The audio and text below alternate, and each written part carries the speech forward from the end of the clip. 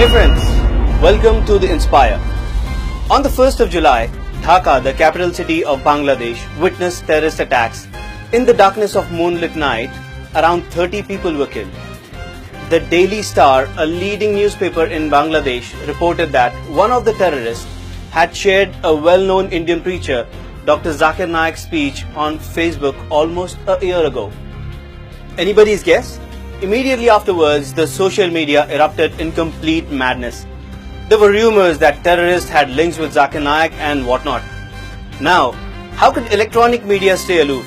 And that's how the media trial of Zakir Naik started. It's fact-check time.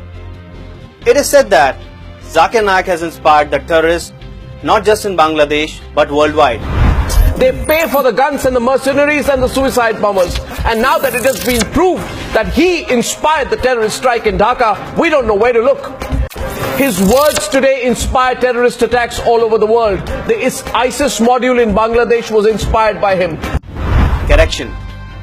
The Bangladeshi newspaper, the Daily Star, has clarified that it never said that the terrorists were inspired by Zakir Naik.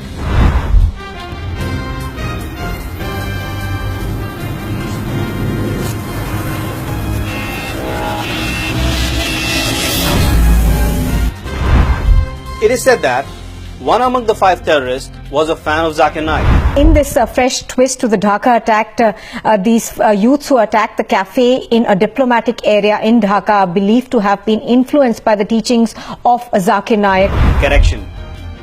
One among the 5 terrorists was one among the 14 million fans of Zakir Naik.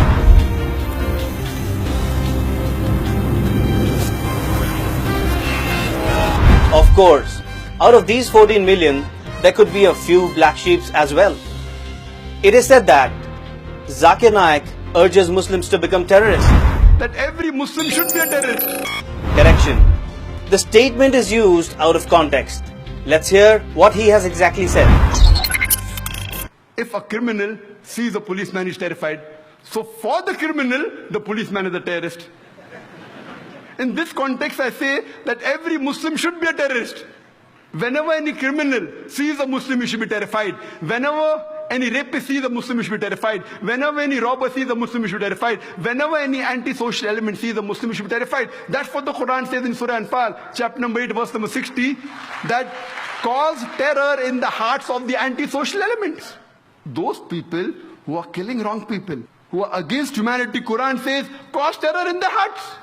I know that commonly the word terrorist means terrorizing innocent human beings. In this context, no Muslim should ever terrorize any innocent human being. It is prohibited in Islam. We may find a problem with the way he spoke and the kind of example he gives, but his intention is very clear. He is nowhere instigating people to take up arms and terrorize innocent civilians.